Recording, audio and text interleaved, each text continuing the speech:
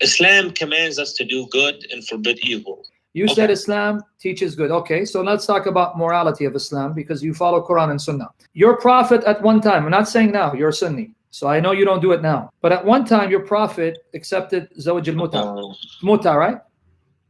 Yeah. You're okay with that? Him doing Muta? At the time, it was accepted.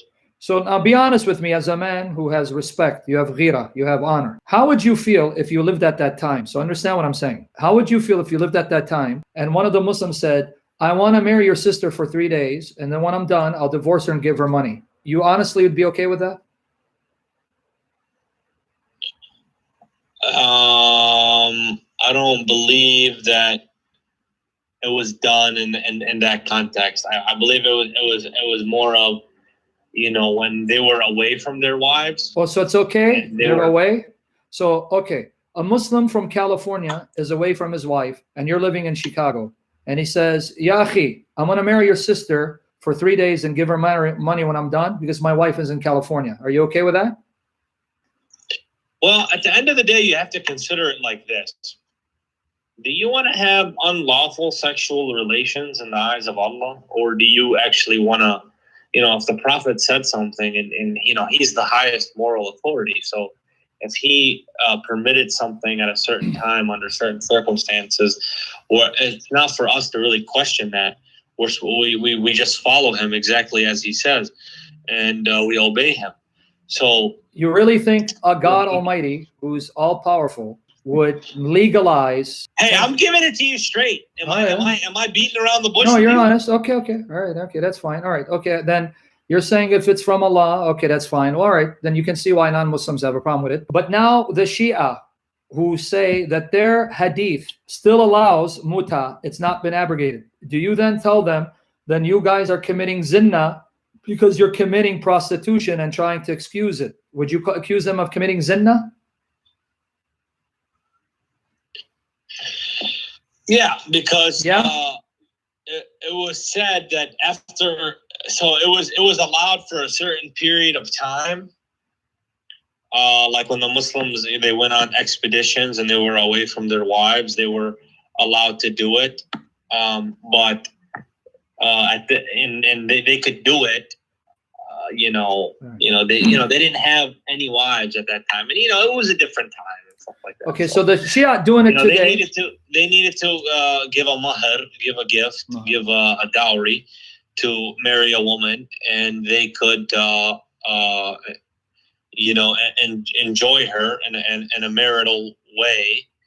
And you consider that marriage? After some time, the marriage would be dissolved.